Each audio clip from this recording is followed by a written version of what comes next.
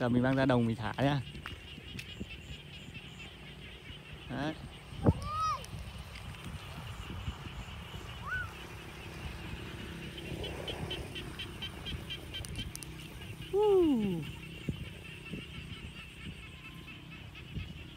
Bay cao quá.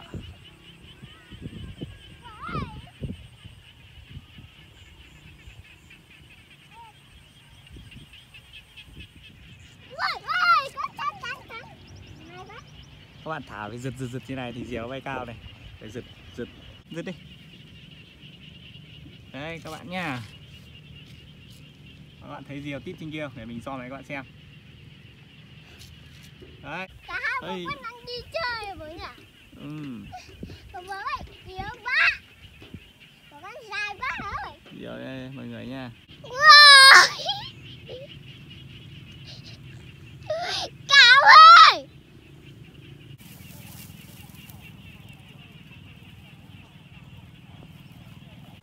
Ok, hello, xin chào tất cả mọi người nhé. Hôm nay mình sẽ hướng dẫn các bạn làm một chiếc diều bằng một tờ giấy A4 như thế này. Đó, nó gần giống như những chiếc diều bằng thủ công thôi. Nhưng chiếc diều này thì nó siêu bé, siêu mini. Thì hơi gió nhẹ thôi là có thể bay chiếc diều này rồi. Không cần phải gió to. Chỉ cần 2 phút thôi các bạn có thể làm thành một cái diều như này để thả những buổi chiều tối. Như đoạn ở đầu clip mình đã thả diều cho các bạn xem ấy. Rất là hay. Bay cũng rất là cao nhá. Chúng ta thả sợi diều này bằng sợi dây chỉ. Đấy. Giờ mình sẽ hướng dẫn các bạn làm nhé. Nếu các bạn thích video này thì hãy xem đến hết video của tôi nhé. Giờ tôi hướng dẫn các bạn làm này. Các bạn chuẩn bị mình một tờ giấy A4, một cái ghim. Thế là xong. Giờ các bạn làm nhé. Theo mình nhé. Các bạn gập đôi tờ giấy A4 lại. Gập đôi giấy A4 như này. Để phân chia khoảng cách cánh đều ấy. Bước này chúng ta cần phải hoàn toàn chính xác. Đó. Chúng ta đã tạo được một đường giữa đây đúng không? Đây là phân chia hai cánh máy bay, cánh diều đấy. Đồng nghĩa hai bên phải là cân thì nó bay nó không bị chênh lệch, nghiêng sang bên trái bên phải. Sau chúng ta gấp một đường này cho mình. Đây là để lấy đánh dấu nữa nhé. Đánh dấu. Chúng ta để cân hai đầu và nhấn một điểm ở giữa cho mình chứ không vuốt thẳng đâu nhé. Nhấn ở đây thôi, chỉ để đánh dấu thôi. Đấy, chúng ta tạo một được lép ở đây này. Tạo một lép đây đúng không? Xong lại gấp tiếp một nửa đường này và đúng cái điểm gấp lép ở đấy. Đấy, chúng ta lại đánh dấu được thêm một điểm ở đây. Bạn nhớ nhá, chia đôi ra và tạo lấy một điểm ở đây. Khi chúng ta biết một cái điểm ở đây rồi ấy, chúng ta lấy bút này, đánh dấu cái điểm này lại. Điểm này điểm quan trọng. Đó. Các bạn dở ra. Đó, cong cái đầu này lên, đầu mũi này lên vào đúng cái điểm mình vừa đánh dấu ấy.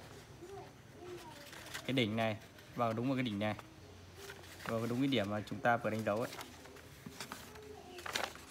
Đấy, cái này cũng vậy, hai bên như nhau. Sau các bạn dùng ghim nhé, dùng ghim cái điểm này lại. Đấy. Sau chúng ta ghim tiếp một điểm nữa ở đây. Các bạn lùi xuống cái điểm vạch ở giữa này khoảng tầm 3 cm. 3 cm nhé.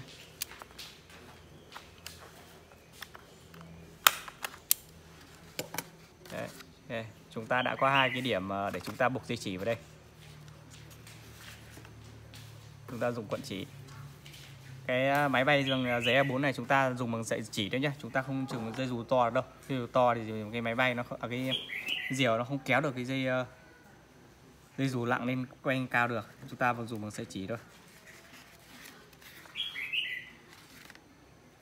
Các bạn buộc nó vào đây.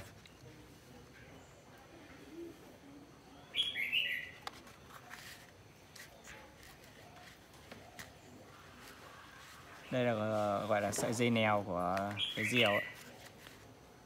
Đặc thù của chiếc diều này chúng ta không cần phải làm đuôi nha, mà vẫn có thể bay lên cao được. Một đoạn này mình buộc vào đây.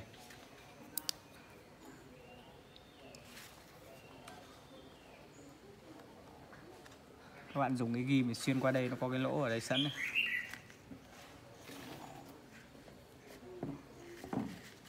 Đó.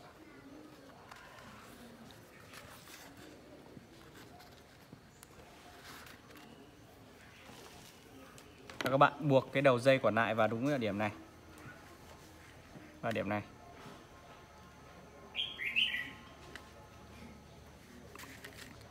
Ở đoạn này thì các bạn kéo căng cho mình thành góc 90 độ. Cái đường dây này này. Đường dây này thành góc 90 độ. Thun lên thành góc 90 độ, hướng như này. Đó, khi các bạn thả như này thì diều sẽ lên rất là cao.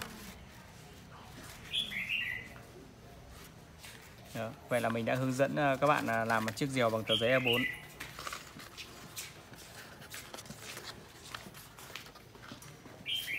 Nếu các bạn thấy clip của mình hay và hữu ích thì hãy like và đăng ký kênh để ủng hộ cho mình nhé. Xin chào tất cả các bạn.